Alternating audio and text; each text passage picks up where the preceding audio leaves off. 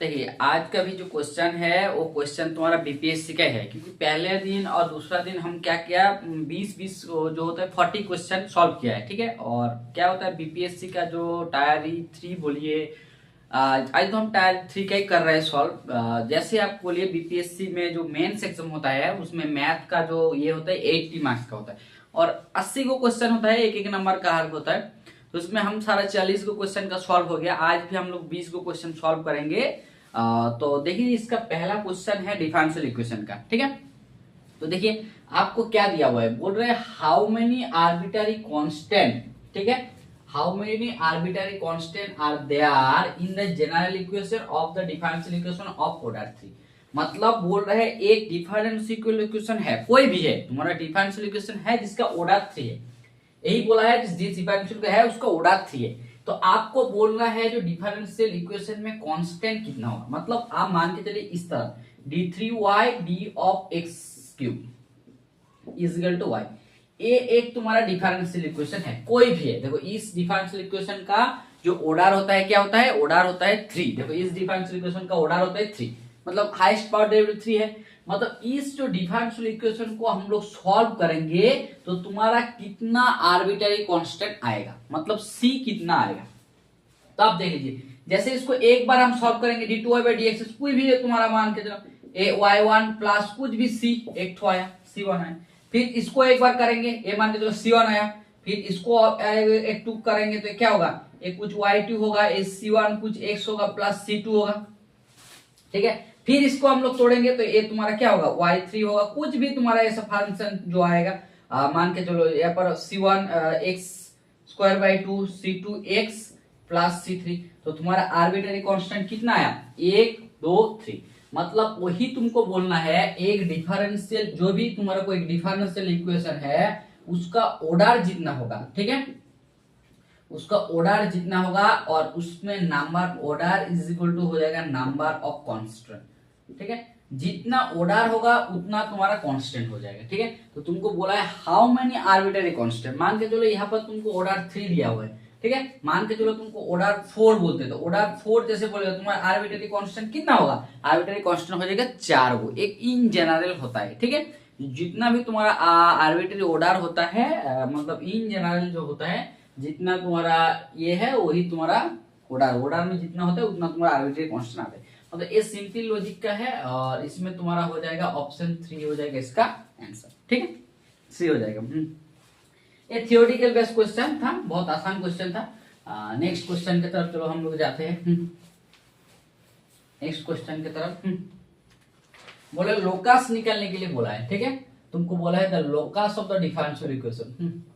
Locus of the differential equation, एक differential equation है उसका तुमको लोकस निकालने के लिए बोला है। जैसे x dx minus Y D Y is equal to 0।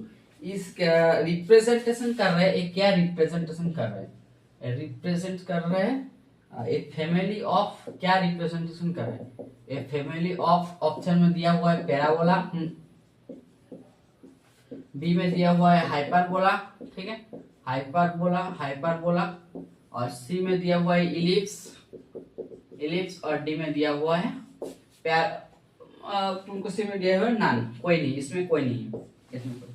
तो तुमको एक पैराबोला एक इक्वेशन दिया हुआ है dy डिफरेंस इक्वेशन। मतलब इन जनरल में इसके ये जो फैमिली ऑफ कार्व होगा इसको क्या बोलते, मतलब कौन सा ज्योमेट्रिकल डायग्राम रिप्रेजेंटेशन करेगा। तो हम क्या करें, उसको जो दिया हुआ इसको सॉल्व करते हैं, x dx minus y dy is equal to 0। ठीक है, वही दिया हुआ है। तो हम क्या करेंगे, x को इस साइड में करेंगे इज इक्वल टू y को उस साइड में करेंगे। ठीक है, इसके बाद क्या करेंगे, taking both side integration, both side हम इंटीग्रेशन लगाएंगे। जैसे बोथ साइड इंटीग्रेशन लगाएंगे तो इसको हो जाएगा x²/2, ये हो जाएगा तुम्हारा y²/2। और देखो इंटीग्रेशन आते हैं इसलिए तुम्हारा एक आर्बिट्ररी कांस्टेंट आता है c। ठीक है, तो ये तुम्हारा हो जाएगा x² minus y² is equal to हो जाएगा 2 × c। मतलब कोई भी तुम्हारा इस तरह फॉर्मेट में है, इसको हम लोग सजाएंगे तो ये हो जाएगा x²/2c minus y²/2c is equal to 1। देखो इस तरफ जो तो कोई भी तुम्हारा फॉर्मेट होता है ना, जो x² minus a² minus y² minus b² is equal to 1, ये तुम्हारा पेयर ऑफ ए कौन सा ज्योमेट्रिकल फॉर्म को रिप्रेजेंट है, ये तुम्हारा रिप्रेजेंटेशन करता है हाइपरबोला को, ठीक है। बीच में ए प्लस हो जाता, बीच में मान के चलो ए वाला एक्सप्रेशन क्या करते हैं, x square plus square plus Y square by b square, a तुम्हारा क्या एक्सप्रेशन है, ए तुम्हारा हो जाता है इलिप्स को, बट यहाँ पर माइनस है इसलिए तुम्हारा हाइपरबोला को रिप्रेजेंट, मतलब ए फैमिली ऑफ पैराबोला किसको रिप्रेजेंट करेगा, ए रिप्रेजेंट करेगा हाइपरबोला को। So option B is the इसका आंसर, ठीक है। बहुत ही क्वेश्चन इजी था, थियोरेटिकल क्वेश्चन था, मतलब थोड़ा सा कैलकुलेशन, थोड़ा मतलब एक लाइन कैलकुलेशन करना है, आपको आसानी से सॉल्व हो जाएगा। चलते इसके बाद वाला क्वेश्चन में देखो, इसके बाद वाला क्वेश्चन में देख लेते हैं। आपको बोला है द सॉल्यूशन निकालो, द सॉल्यूशन, ठीक है, the solution of the differential equation, कोई एक डिफरेंशियल इक्वेशन का जो सॉल्यूशन है, solution of the differential equation x dy plus y dx is equal to 0, ठीक है। इज द कर्व, इस जो कर्व है, ये जो कर्व है symmetric, symmetric with respect to, जो बोल रहा है ये जो कर्व है विच इज सिमेट्रिक, बोला है which is symmetric with respect to, कौन सा लाइन के रेस्पेक्ट में ये सिमेट्रिक है। आपको बोला है x is equal to 0, 2 number में बोला है y is equal to 0, c में बोला है y is equal to x और d में बोला है नन, इसमें कोई नहीं है। आपको बोला है ये जो तो फैमिली ऑफ कर्व, ये जो सॉल्यूशन होगा इस डिफरेंशियल इक्वेशन का, ये जो होगा ये जो कर्व कौन सा एक्सिस का रेस्पेक्ट विद कौन सा एक्सिस में सिमेट्रिक हो जाएगा, मतलब दोनों सेम हो जाएगा, ठीक है। सिमेट्रिक मतलब क्या होता है, सेम, मतलब एक कौन सा रेस्पेक्ट में होगा, इस साइड में होगा इसमें। तो पहले हम लोग x dy plus y dx को सॉल्व करते हैं इज इक्वल टू 0, तो हम लोग इसको इस साइड करेंगे तो x dy is equal to minus y dx, x को इस साइड में करेंगे, y को इस साइड में करेंगे तो ये हो जाएगा dy by y is equal to minus dx by x, sorry dx by x। Taking integration लगाओ बोथ में, तो ये तुम्हारा हो जाएगा log of y minus log of x, c को हम लोग मान लेते हैं log ऑफ c, सो इसमें हो जाएगा log x of y is equal to हो जाएगा log ऑफ c, ये हो जाता है x y is equal to c, x y is equal to c, इसको बोलते हैं हाइपरबोला, ठीक है। ये एक रेक्टेंगुलर हाइपरबोला, मतलब ठीक है रेक्टिलिनियर हाइपरबोला। इस जो कर्व होता है ना x y is equal to c, इस तरफ फॉर्मेट में कोई भी तुम सी स्क्वायर भी लिख सकते हो, सी इस तरफ का, इस तरफ जो कर्व होता है इसका सॉल्यूशन होता है इस तरफ, ये जो होता है ना x y is equal to c, इस तरफ ये वाला और इधर वाला, इधर वाला, ठीक है, इधर वाला होता है इस कर्व का सॉल्यूशन, ठीक है। तो देखो इस कौन सा लाइन के रेस्पेक्ट में, देखो x इज इक्वल टू 0, मतलब ए वाला जो तुम्हारा लाइन है ये इज इक्वल टू क्या होता है y इज इक्वल टू 0, मतलब इसका रेस्पेक्ट में सिमेट्रिक होगा, मतलब ए बोल रहा है इससे भी जितना होगा जैसे होगा इससे भी इतना, ये तो नहीं होता है, मतलब y इज इक्वल टू 0 का लाइन में नहीं होता है। फिर x इक्वल टू देखो 0, ए होता है तुम्हारा x is equal to 0 line, ठीक है। तो इस लाइन का देखो इसका ऑपोजिट में सिमेट्रिक है नहीं, इसका सेम चेहरा नहीं है, मतलब ए भी लाइन में तुम्हारा नहीं होगा x इक्वल टू 0, बट जैसे तुम y equal to x line देंगे, देखो ये तुम्हारा y equal to x line हम ड्रॉ करते हैं, y equal to x line draw करते हैं, देखो इधर वाला देखो, उधर वाला देखो y equal to x line जैसे देखो इधर वाला जैसे साइड सेम है, इधर वाला सेम है, सेम इधर वाला जैसे है इधर वाला, मतलब किसका लाइन का रेस्पेक्ट में वो सिमेट्रिक हो जाएगा, मतलब दोनों को हम अलग अलग काटेंगे ना तो सेम शेप हो जाएगा। ये तुम्हारा पिक्चर ड्रॉ करेंगे आराम से, तो ये तुम्हारा y equal to x line में देखो इस तरफ जैसे चेहरा है सेम इस तरफ उस चेहरा है, सेम इसमें भी जिस चेहरा है इस तरफ, मतलब y equal to x line में ये जो कर्व होता है, ये जो स्ट्रेट लाइन, ये जो यह होता है डिफरेंशियल इक्वेशन, ये जो डिफरेंशियल इक्वेशन तुम्हारा सिमेट्रिक हो जाएगा। सो ये तुम्हारा ऑप्शन सी वाला ऐसा आंसर हो जाएगा। बहुत अच्छा क्वेश्चन था, सिमेट्रिक के बारे में पूछा था। तो इसके बाद वाला क्वेश्चन में चलते हैं, चलो ये सी वाला है, तो इसके बाद वाला क्वेश्चन में देख लेते हैं। चलो इसका बाद वाला क्वेश्चन क्या दिया था, देखो बोल रहा है, सॉरी इसमें बहुत ही अच्छा क्वेश्चन है, तुमको एरिया निकालने के लिए बोला, द एरिया निकालो इंक्लूडेड बिटवीन, ठीक है, तुमको एरिया निकालने के लिए बोला है between the parabola, between the parabola y square is equal to 4x, and x square is equal to 4y, ये दोनों पैराबोला का बीच में जो एरिया होगा इसे एरिया के निकालने के लिए बोला है तुमको 16/3, बी में बोला है 15/4, डी में 8/3 और डी में बोल रहा है इसमें कोई नहीं है। मतलब तुमको क्या है, देखिए हम दोनों पैराबोला को लिख लेंगे y² = 4x। देखो y² = 4x पैराबोला का समीकरण क्या होता है, इस तरफ होता है, ठीक है।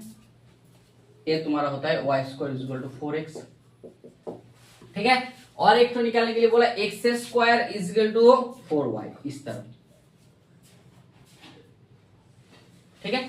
इस दोनों में जो इंक्लाइड होगा, मतलब इस दोनों का जो ए जो इंक्लूडेड बिटवीन द एस है, मतलब तुमको निकालने के लिए बोला इसका एरिया निकालने के लिए, ये जो पार्ट है दोनों का कॉमन पार्ट है, इस दोनों का बीच में जो है ये तुमको निकालने के लिए बोला, मतलब ये जो पार्ट है इस पार्ट को तुमको एरिया निकालने के लिए बोला है। हम इसको नाम देते हैं ओ, ठीक है, इसका नाम देते हैं ए, इस तरफ हम नाम देते हैं। ये जो पार्ट है तुम्हारा, इस पार्ट का एरिया निकालना। तो पहले क्या करेंगे, जो भी तुमको कुछ एरिया निकालने के लिए बोलेगा ना, ये हम लोग होता है डबल डेरिवेटिव का हेल्प लेते हैं, डबल डेरिवेटिव dx dy, ठीक है। इसमें dx और dy, यहाँ पर तुम्हारा x का वैल्यू होता है और यहाँ पर y का वैल्यू होता है। कोई भी तुम y का वैल्यू x का वैल्यू लिख सकते हो। तो देखो ये दोनों जिस पॉइंट में काट किया है, पहले इस पॉइंट को हम लोग निकाल लेते हैं। कैसे निकलेंगे, तो ये दोनों को सॉल्यूशन करेंगे तो हम निकाल लेंगे। तो देखो y² = क्या होता है 4x, तो y बराबर क्या हो जाएगा, ये हो जाएगा 2√x। क्लियरली देखो y बराबर 2√x हो जाएगा। और यहाँ पर जैसे y के बच्चे तो x² = 4y, तो y बराबर क्या हो जाएगा, y = x²/4, ठीक है।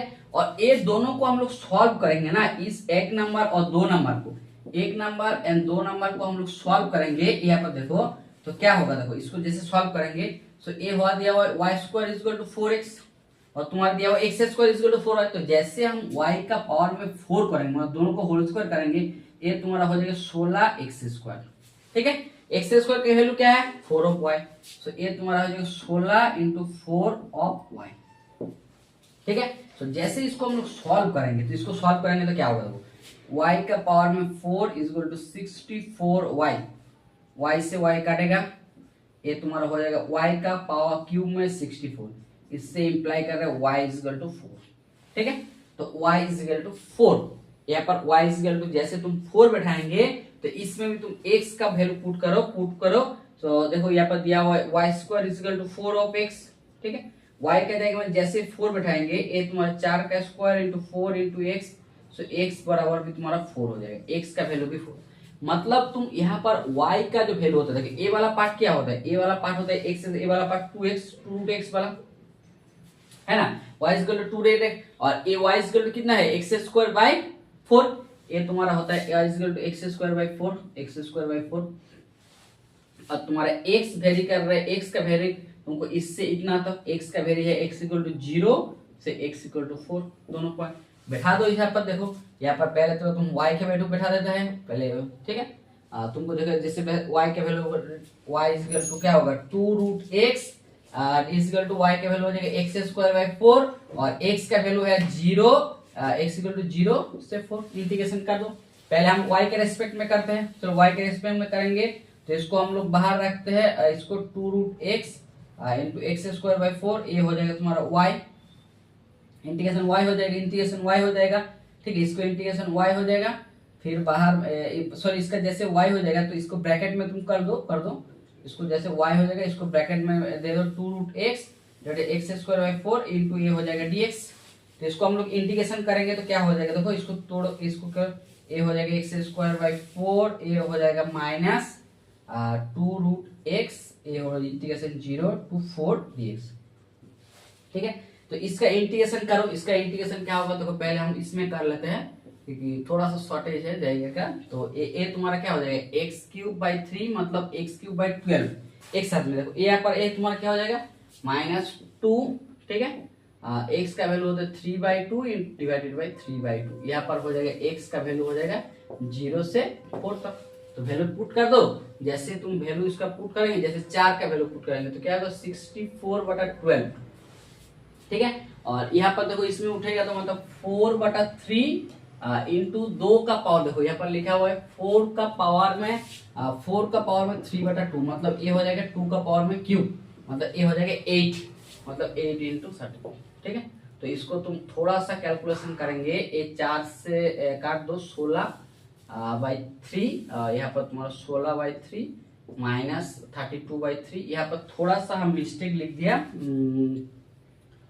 तो देखो ये तुम्हारा Y square equal to 4x है, ये 2√x है, ठीक है। इसमें हम थोड़ा सा गलत लिख दिया, ठीक है, ऐसे भी कोई दिक्कत नहीं होता है। 16/3 यहाँ पर तुम्हारा माइनस 60/√3 है, ये थोड़ा सा मतलब माइनस में ऑप्शन आ रहा है, मतलब ये तुम्हारा प्लस में हो जाएगा क्योंकि एरिया का मान नेगेटिव नहीं होता है, तो इसलिए तुम्हारा हो जाएगा 16/3 हो जाएगा इसका आंसर, ठीक है। नहीं तो हम अपर लिमिट में और लोअर लिमिट में कुछ तो थोड़ा सा प्रॉब्लम किया है। जैसे ए तुम्हारा Y square equal to 4x होता है, ए तुम्हारा x square equal to 4y, इसमें थोड़ा सा कुछ x square equal to 4y। देखो यहाँ पर हम अपर लिमिट और लोअर लिमिट में गलती कर दिए थोड़ा सा, ए तुम्हारा ऊपर में होगा, ए तुम्हारा नीचे होगा, ए हो जाएगा 2√x, ए हो जाएगा x²/4। देखो यहाँ इसलिए तुम्हारा माइनस नहीं आएगा, तो हम थोड़ा सा अपर लिमिट में ये प्लस हो जाएगा, ये माइनस हो जाएगा, ए प्लस ए माइनस, ए तुम्हारा 16/3, सो ऑप्शन ए हो जाएगा 16/3 हो जाएगा इसका आंसर, ठीक है। जब भी तुम्हारा माइनस आ जाता है ऑप्शन में माइनस, तो तुमको ध्यान देना होगा जो तुम लिमिट का जो बैठाया है, लोअर लिमिट अपर लिमिट, कुछ ना कुछ गलत किया है, ठीक है। तो ए तुम्हारा हो जाएगा 16/3 हो जाएगा इसका आंसर, ठीक। तो नेक्स्ट क्वेश्चन की तरफ जाते हैं। एरिया निकालने में थोड़ा सा क्या बोलेंगे, ये थोड़ा सा टाइम लगेगा, 1 से 2 मिनट मैक्सिमम होगा, तो 2 मिनट से ज्यादा टाइम तो नहीं लगेगा हमको, जैसे लग रहा है। बहुत आसान क्वेश्चन था और इंटीग्रेशन का भी बहुत इजी था, ठीक है। आपको ये क्या बोला था, नेचर निकालने के लिए बोला ऑफ द फंक्शन। ये जो फंक्शन है, इस फंक्शन का नेचर निकालने के लिए, जहां पर F of X equal to दिया हुआ है sin 3x, ठीक है। यहाँ पर x लाई कर रहा है, x बिलोंग्स कर रहा है 0 to π/6, 0 to π/6 का अंदर में x का ये क्या हो जाएगा, a हो जाएगा डिक्रीजिंग, ठीक है। ऑप्शन में बोल रहा है इंक्रीजिंग, ए हो जाएगा इंक्रीजिंग, ए हो जाएगा डिक्रीजिंग, सी में बोल रहा है neither increasing, neither increasing, neither increasing और not decreasing, neither increasing not, और डी में बोला है नॉन, कोई नहीं है, ठीक है। तो आप लोग की सारा जानते हैं जो साइन एक्स का जो ग्राफ होता है क्या होता है, ए होता है 0, 0 से ए होता है π/2, और इस तरफ ए तुम्हारा π/2 वैल्यू होता है, ठीक है। ए तुम्हारा पाई वैल्यू होता है 0, ए तुम्हारा 0, ए होता है साइन एक्स का ग्राफ, साइन एक्स का ग्राफ। तो देखो यहाँ पर दिया हुआ है तुम्हारा साइन ऑफ 3x, तुमको दिया हुआ है x का रेंज बोला है x 0 से π/6 का अंदर में, ठीक है।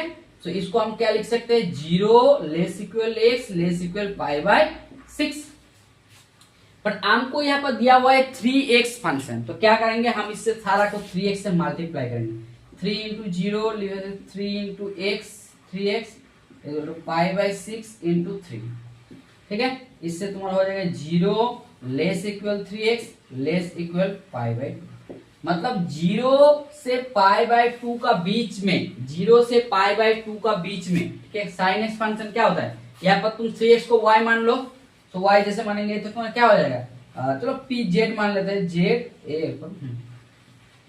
तो a तुम्हारा हो जाएगा f ऑफ z हो गया साइन ऑफ z वाला फंक्शन, और साइन z जहां पर बिलोंग करे 0 to π/2, और साइन z क्या होता है 0 से π/2 तक। ए फंक्शन क्या हुआ, ए फंक्शन देखो इस तरफ बढ़ रहा है ना, इस तरफ फंक्शन तो बढ़ रहा है, तो मतलब ए वाला फंक्शन 0 से π/2 तक क्या होता है, ए 0 से π/2 फंक्शन इंक्रीजिंग हो जाता है, इंक्रीजिंग बढ़ रहा है। और जैसे तुम ए π/2 उठा, π/2 से इस तरफ क्या हो रहा है, डिक्रीजिंग हो रहा है, और π/2 से ए वाला फंक्शन हो जाएगा डिक्रीजिंग, ठीक है।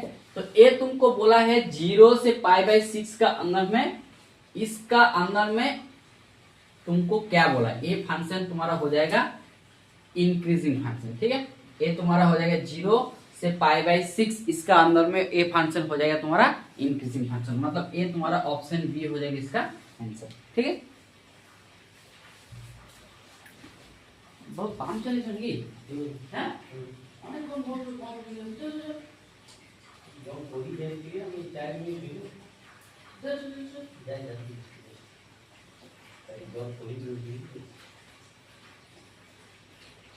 जाए में एक कोई सीधा का खाली बंद कर, बहुत ज्यादा मस्त हो जे, अरे हम जैसे कर देगा, हम 4 मिनट भी नहीं आएगा हम जीरो टू पाई बाई 2 का अंदर में ए वाला फंक्शन हो जाएगा साइन एक्स बराबर में। ठीक है, चलते हैं नेक्स्ट क्वेश्चन की तरफ।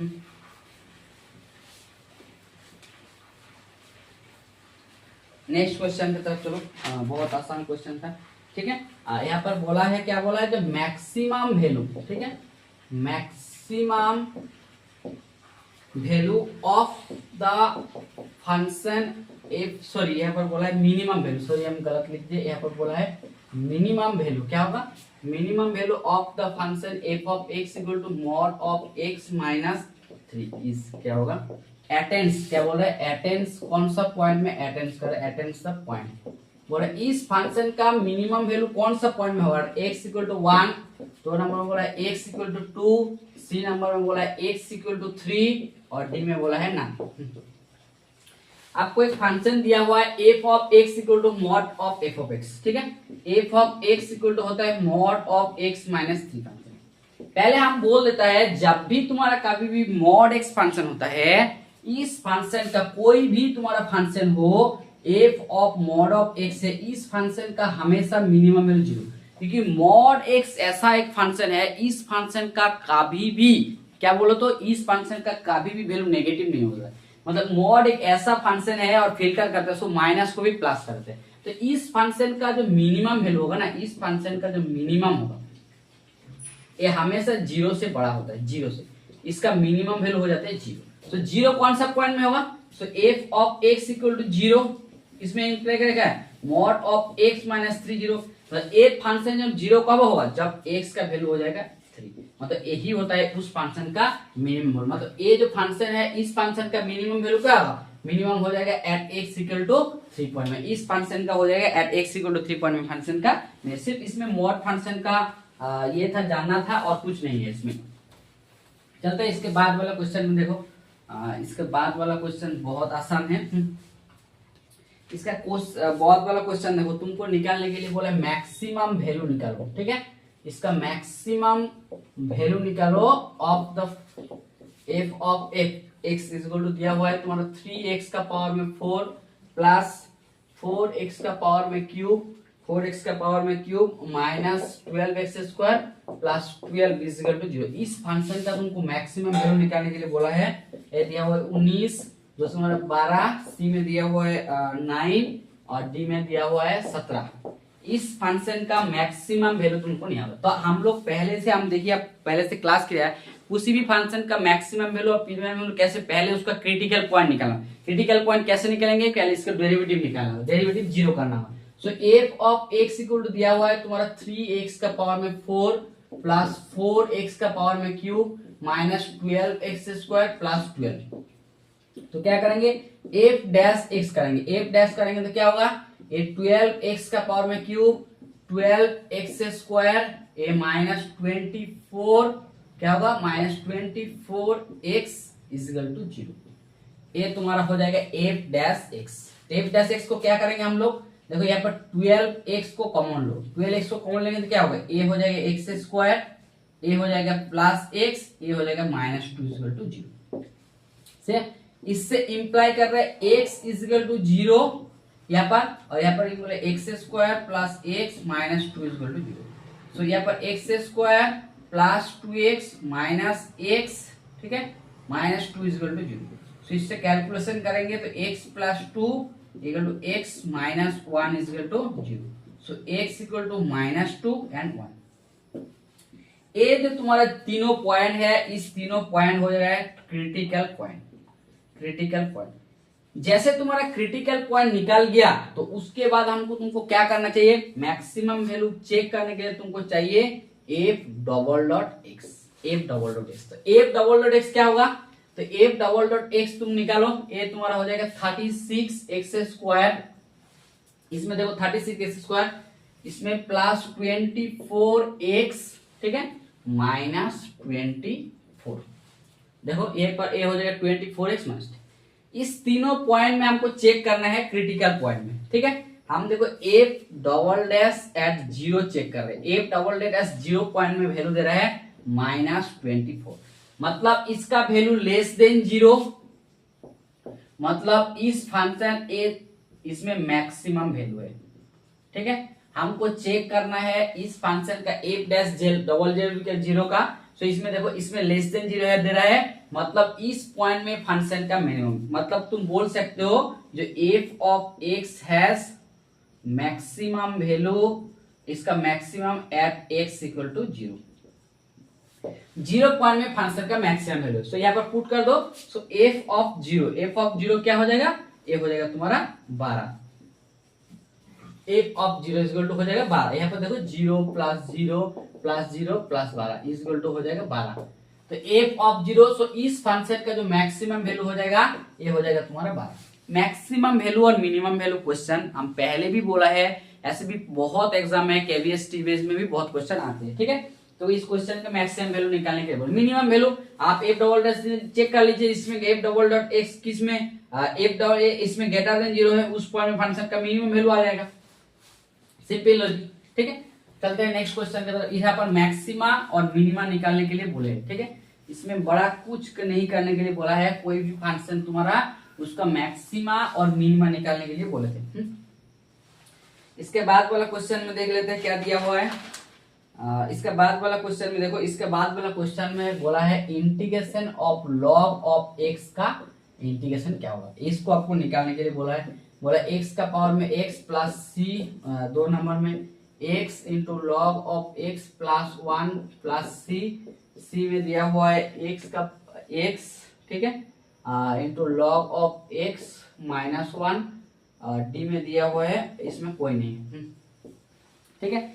ये बाइपेट्रिक्स वाला जो रूल होता है ना, मतलब एक्स को रखना है उसके बाद डेरिवेटिव करना है, उसी का एक फॉर्मूला है, ठीक है।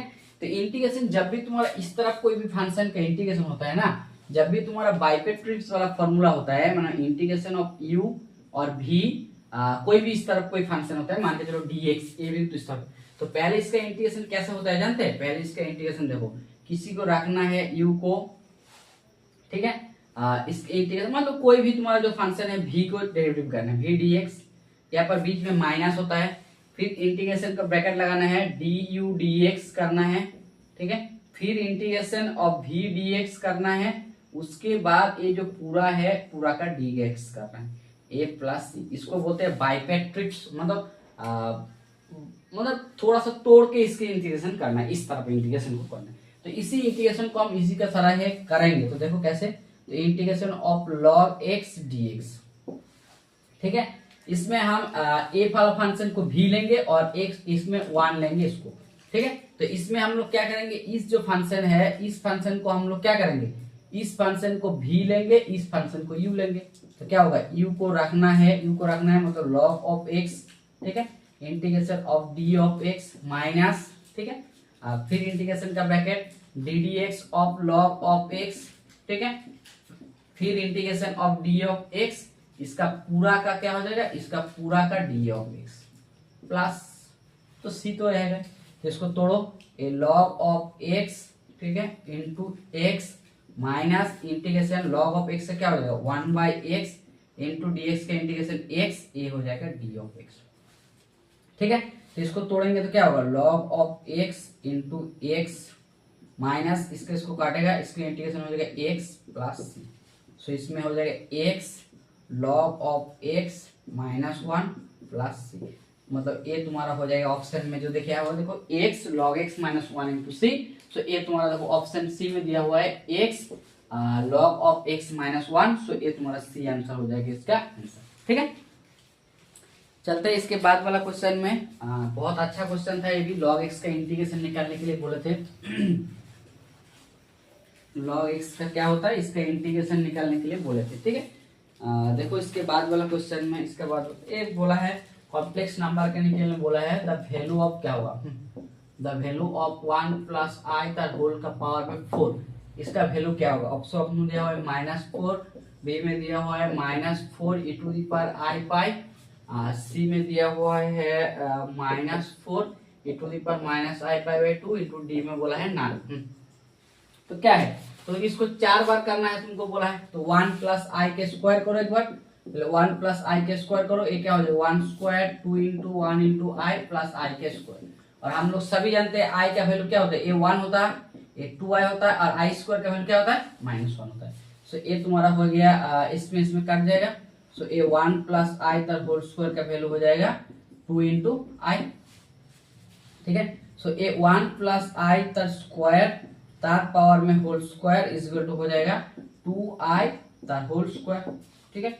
ये तुम्हारा हो जाएगा 4i स्क्वायर। सो 4i स्क्वायर का वैल्यू क्या होता है, आई स्क्वायर का वैल्यू 4 इंटू माइनस ऑफ 1, सो ये हो जाएगा माइनस ऑफ 4, मतलब इसका जो वैल्यू हो जाएगा ये हो जाएगा तुम्हारा -4, मतलब तुम ऑप्शन ए बोल सकते हो, ठीक है। इसके बाद हम लोग बोल देते हैं e to the power i theta का वैल्यू होता है cos theta plus i sine theta. तो e to the power I पाई का क्या हो जाएगा, ये हो जाएगा cos pi plus i sine pi, ठीक है।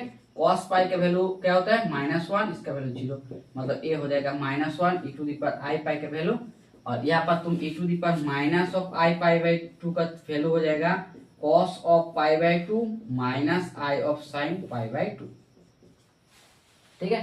तो ये तुम्हारा हो जाएगा 0 माइनस ऑफ पाई।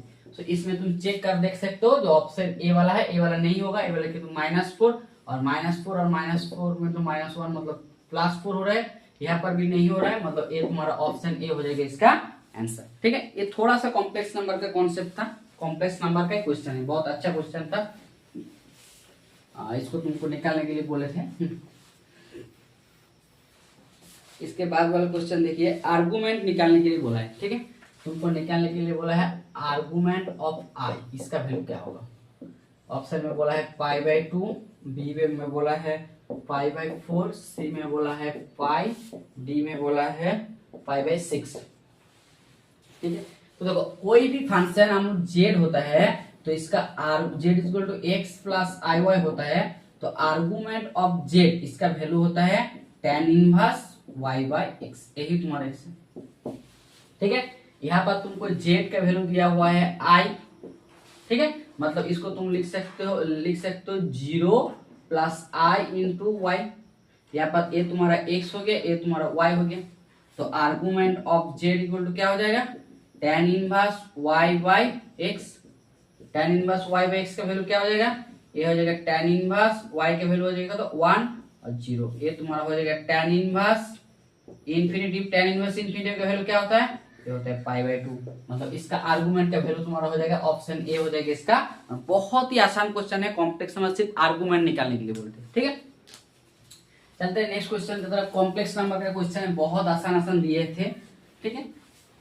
देखो इसके बाद वाला क्वेश्चन क्या दिया था, कॉम्प्लेक्स नंबर का है ये भी, क्या बोला है देखो, बोला है क्या, द मॉड्यूलस, ठीक है, modulus of a plus 3i is 5, इसका मॉड्यूलस 5 है, देन आपको बोला है then the value of a, ठीक है, the value of a is equal to कितना, a का वैल्यू क्या होगा, आपको ऑप्शन में बोला है 4, b में -4, c में बोला है 2 और d में बोला है मोर देन 1, मोर देन 1, मतलब इस चारों में जो मोर देन 1 होगा कोई दोनों हो सकता है, मोर देन 1 मतलब 1 से ज्यादा ऑप्शन है, ठीक है।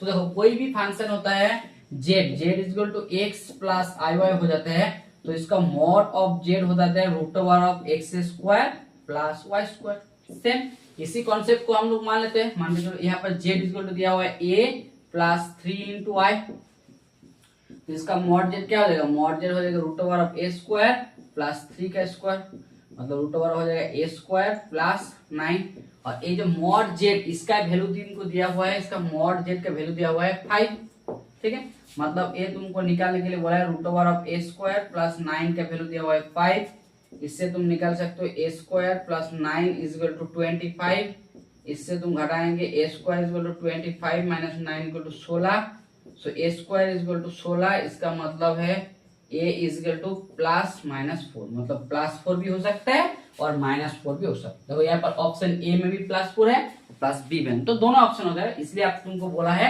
जो मोर देन 1 ऑप्शन जो है, तो मतलब ऑप्शन डी हो जाएगा इसका। तो एक कॉम्प्लेक्स नंबर का क्वेश्चन था, बहुत आसान क्वेश्चन था, ठीक है। चलते इसके बाद वाला क्वेश्चन में देखो,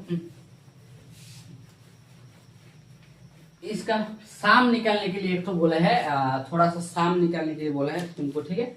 अंदर बोल रहे हैं क्या बोला है, द वैल्यू निकालने के लिए बोला है, द वैल्यू ऑफ 1 का पावर में क्यूब, 2 का पावर में क्यूब, 3 का पावर में क्यूब और n का पावर में क्यूब, इसका साम क्या होगा, इसका साम क्या होगा, ऑप्शन में आपको तुमको बोला है n into N plus 1/2, B में बोला है n into N plus 1 into 2n plus 1 divided by 6, ठीक है। सी में बोला है n into N plus 1 divided by 2 का होल स्क्वायर, और डी में बोला है n का पावर में स्क्वायर, ठीक है। तीनों आपको बोला है, इसमें कौन सा है। देखिए आप इन जनरल इस तीनों साम का कोई भी फंक्शन का जो क्यूब का साम होता है, पहले हम तुमको तीनों लिख देते हैं 1 2 3 इधर n तक नेचुरल नंबर का साम होता है n इंटू एन प्लस 1/2। ये थोड़ा सा आपको याद करना होगा, नहीं तो आप एक एक करके दो दो करके जोड़ के इनका वैल्यू पुट करके भी देख सकते हो। और 1 का स्क्वायर, 2 का स्क्वायर, ऐसे n का स्क्वायर ये होता है n into N plus 1 into 2n plus 1 divided by 6।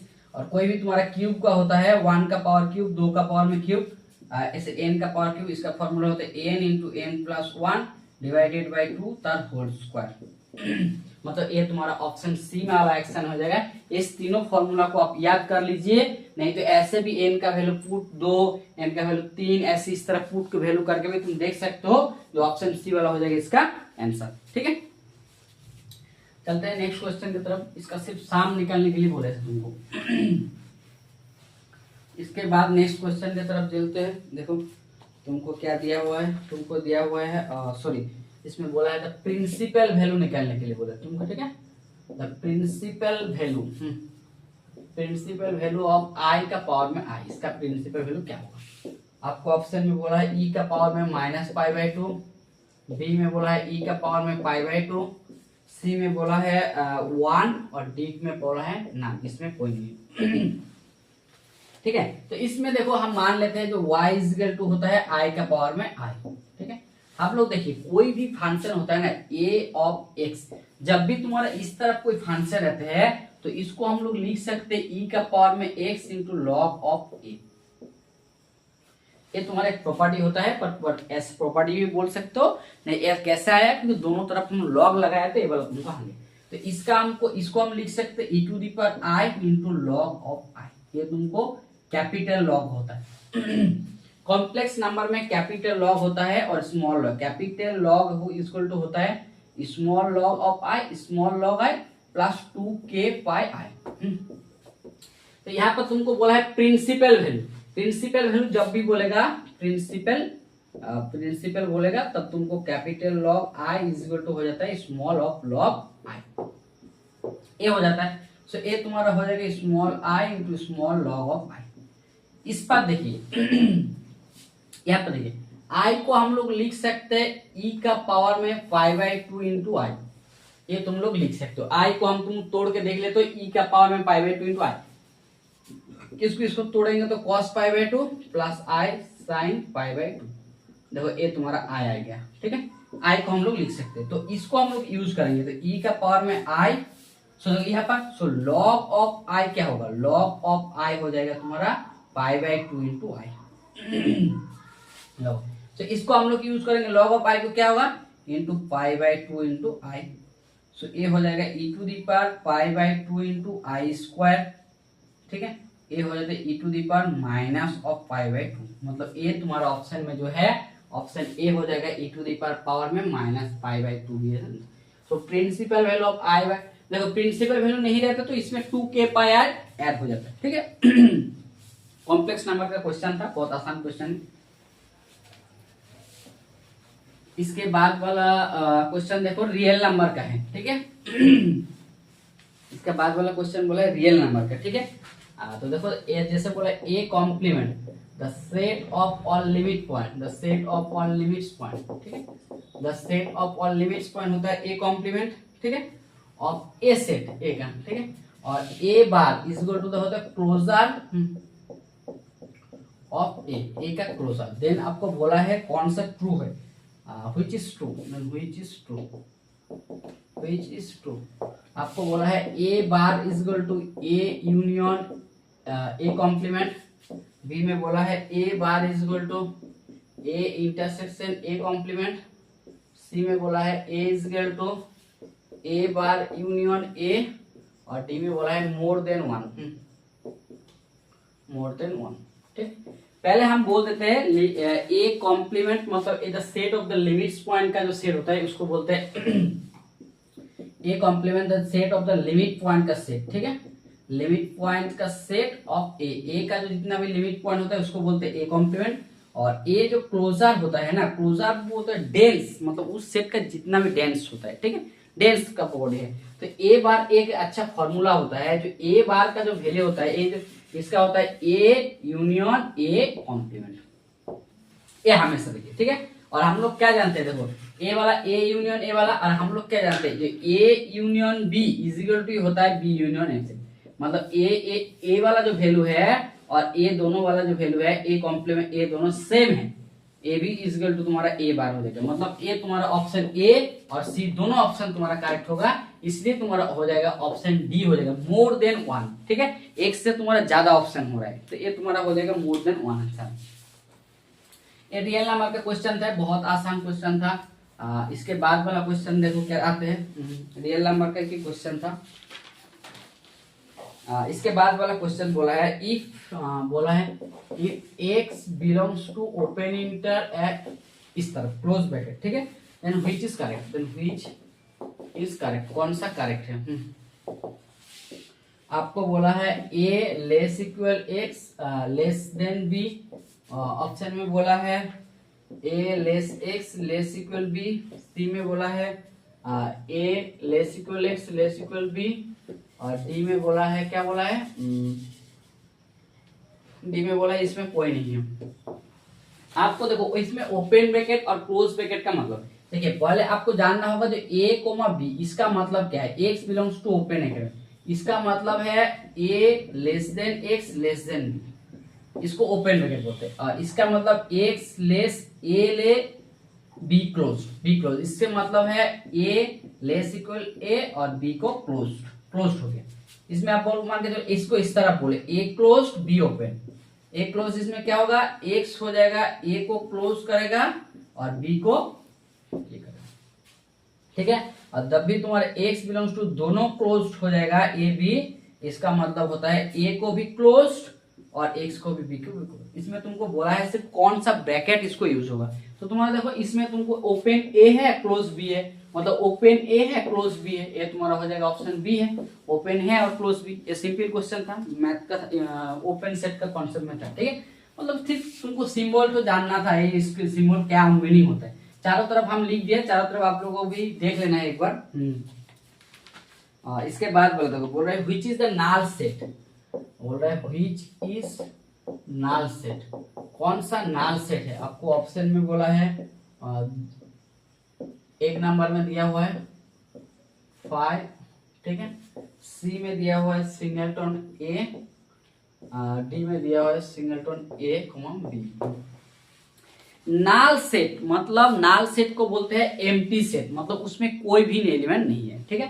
तो देखो इस ब्रैकेट के अंदर में जब भी तुम्हारा 5, जब भी तुम्हारा नाल सेट बोलेगा ना, मतलब नाल सेट बोलेगा, इसको लिखते हैं हम लोग इस तरह 5, इसको लिखते हैं 5। जैसे हम लोग ब्रैकेट दे दिया ना, मतलब ए तुम्हारा एक एलिमेंट हो गया, ए तुम्हारा नाल सेट नहीं है, ए तुम्हारा नाल सेट नहीं है, ठीक है। नाल सेट का अंदर में कभी भी हम लोग ब्रैकेट यूज नहीं करेंगे, जैसे ब्रैकेट यूज करेंगे वो तुम्हारा एक एलिमेंट काउंट हो जाएगा, इसलिए तुम्हारा। और इसमें नाल सेट का सिंबल में हम लोग इसको भी यूज कर सकते हैं, इसको भी। ये तुम्हारा ऑप्शन ए हो जाएगा इसका नाल सेट का एग्जांपल, ठीक है, क्योंकि देखो इसमें ब्रैकेट अंदर मतलब ए तुम्हारा एक एलिमेंट हो गया, इसमें भी एक एलिमेंट है, इसमें भी 2 एलिमेंट है। नाल सेट को तुम लोग बोल सकते हो, इसको बोलते हैं एम्प्टी सेट, एम्प्टी सेट मतलब इसमें कोई नहीं एलिमेंट, मतलब खाली है, इसमें कोई नहीं एलिमेंट है, ठीक है। सिर्फ नाल सेट को तुमको डेफिनेशन पूछे थे। चलते हैं इसके बाद वाला क्वेश्चन में, देखो बहुत आसान क्वेश्चन दिया था, सेट का बारे में है ये सब सारा क्वेश्चन, और ये भी एक सेट के बारे में क्वेश्चन दिया हुआ है। बोल रहा है ये जो -1 +1 minus close interval is equal to क्या होगा, ये इज इक्वल टू कौन सा सेट होगा, इज इक्वल टू कौन सा सेट होगा। ऑप्शन ए में बोला है आपको क्लोज -1 0 यूनियन 0 1, बी में बोला है ओपन -1 0 यूनियन 0 1, ठीक है। सी में बोला है -1 0, ठीक है, यूनियन 0 और 1, और डी में बोला है नन। ठीक है, आपको बोला है -1 से +1 से माइनस, मतलब क्या है, इसमें सिंगल जीरो एलिमेंट को हटाना है। तो कैसे, देखो हम लोग इसको लिख लेते हैं। ए तुम्हारा 0 है, ए तुम्हारा -1 है, ए तुम्हारा 1 है। तो इस जो सेट है, ए तुम्हारा सेट है, इससे इसको हटाना है। और इसको हटाएंगे तो क्या करेंगे बोलो, यहाँ पर -1 है, तो ए तुम्हारा जैसे हम हटाएंगे, ए तुम्हारा -1 +1 -0, इसको हम लोग कैसे हटाएंगे? तो देखो इसको हम लिख सकते हैं -1 से ए लिख सकते हैं -1 क्लोज है क्योंकि है, और ओपन में 0 तक लिख सकते हैं क्लोज, क्योंकि 0 को हम लोग टास्क नहीं करेंगे इसलिए ओपन ले लिया। ठीक है, और फिर इधर वाला सेट को भी लेना है 0 से 1 तक, दोनों को यूनियन कर देना है। यही तुम्हारा -1 से 0 क्लोज टू 1 -0 यूनियन ओपन 0 -1, मतलब ये तुम्हारा देखो कौन ऑप्शन में है, ये तुम्हारा ऑप्शन सी में है, close to 1 0 union open 0 close to 1, ये तुम्हारा ऑप्शन सी हो जाएगा इसका आंसर। ठीक है, चलता है इसके बाद वाला क्वेश्चन में।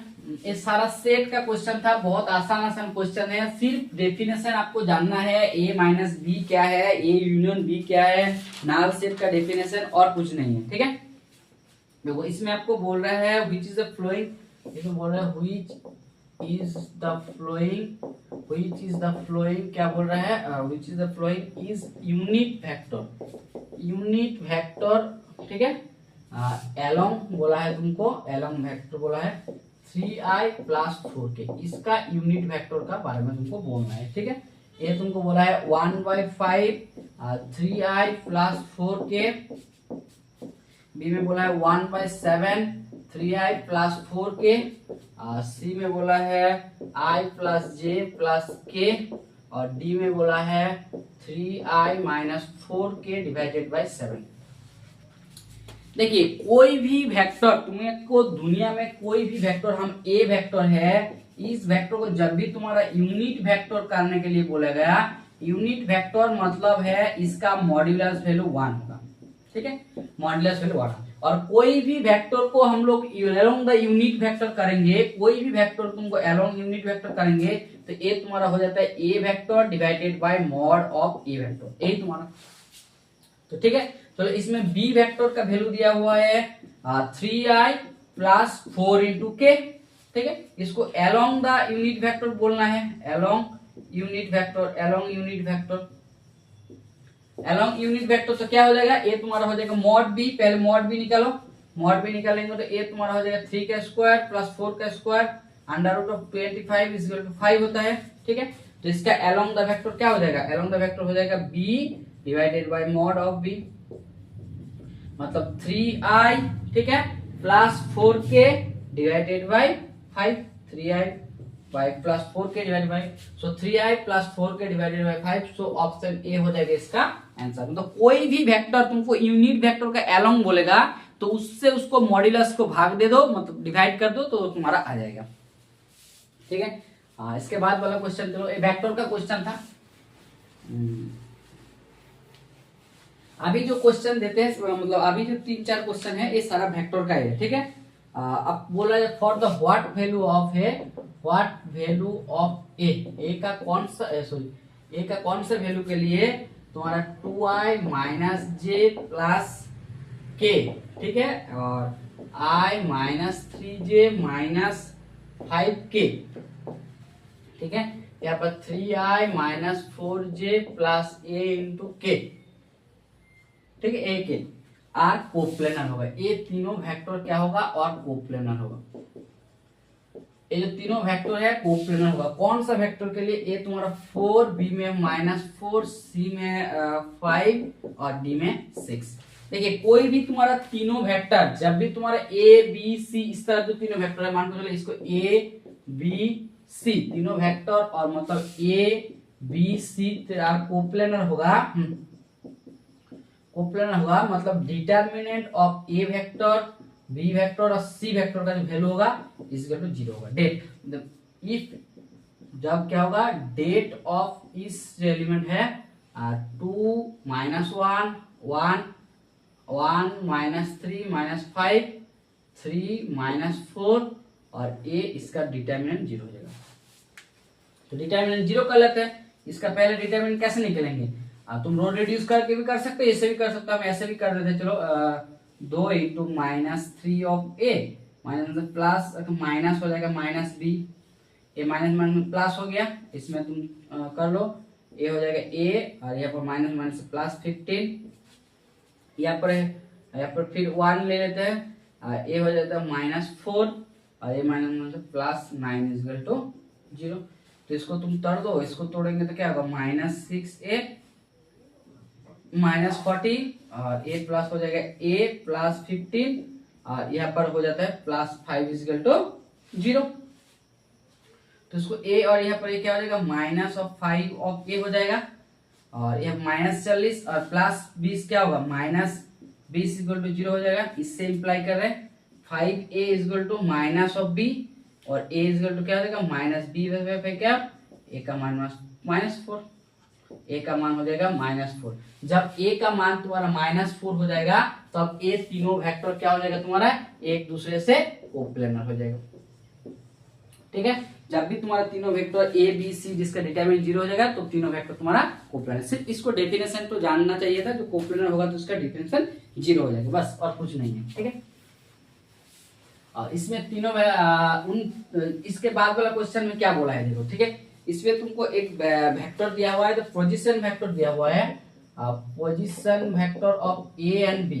ठीक है, position vector of A and B, A and B का पोजीशन वेक्टर दिया हुआ है, तुमको दिया हुआ है i - 2j plus i 2j minus 2j i plus 2j minus k and B का दिया हुआ है ए का है और बी का ए दिया हुआ है -i plus j plus k। ठीक है, एक q एक पॉइंट है, the point q divides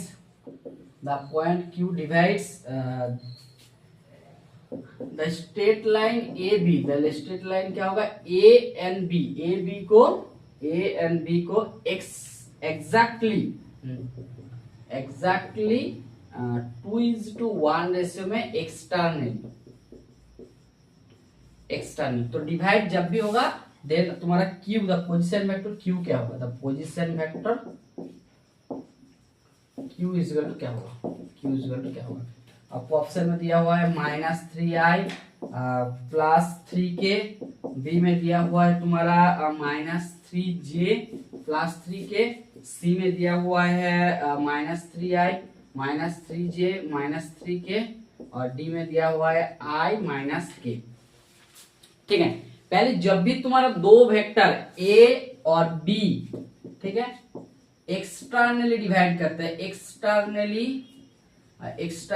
m is to n ratio में डिवाइड करेंगे एक से, तो उसका जो पोजीशन वेक्टर होता है ना, तो इसका ये होता है, मतलब चलो q वेक्टर को तुमको ये तुम्हारा हो जाता है m into B vector mx2 minus na1 divided by m minus n, जब भी तुम्हारा एक्सटर्नली होता है। और जब भी तुम्हारा इंटरनली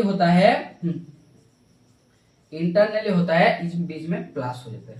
ठीक है, तो ये तुम्हारा एक्सटर्नली बोला है, तो इसमें क्या बैठा दो, यहाँ पर m का वैल्यू दिया हुआ है 2, n का वैल्यू दिया हुआ है 1, तो एक्सटर्नल डिवाइड करो 2 इंटू बी वेक्टर का मान क्या दिया हुआ है -i plus j plus k minus n, मतलब 1 इंटू ए वेक्टर क्या होगा i plus 2j minus k divided by m minus 1, मतलब 2 माइनस 1। ठीक है, तो इसमें हो जाएगा -2i plus 2j plus 2k minus i minus 2j और माइनस में से प्लस k डिवाइडेड बाय 1 हो जाएगा। तो देखो प्लस 2j कट जाएगा, -2i क्या हो जाएगा -3i हो जाएगा और 2k प्लस क्या प्लस 3k हो जाएगा, ये हो जाएगा -3i प्लस 3k। सो ये तुम्हारा ऑप्शन में ए दे दिया हुआ है -3i प्लस 3k, सो ये तुम्हारा ऑप्शन ए हो जाएगा इसका आंसर। एक्सटर्नली डिवाइड करें, बहुत अच्छा क्वेश्चन है, वेक्टर का है, बहुत ही इजी क्वेश्चन है और थोड़ा सा डेफिनेशन एक्सटर्नली और इंटरनली का आप जैसे जानेंगे कैसे कोई भी डिवाइड करते हैं, सेक्शन वाला फॉर्मूला है, तो हम लोग जियोमेट्री में भी पढ़ते हैं, बहुत ही अच्छा क्वेश्चन था।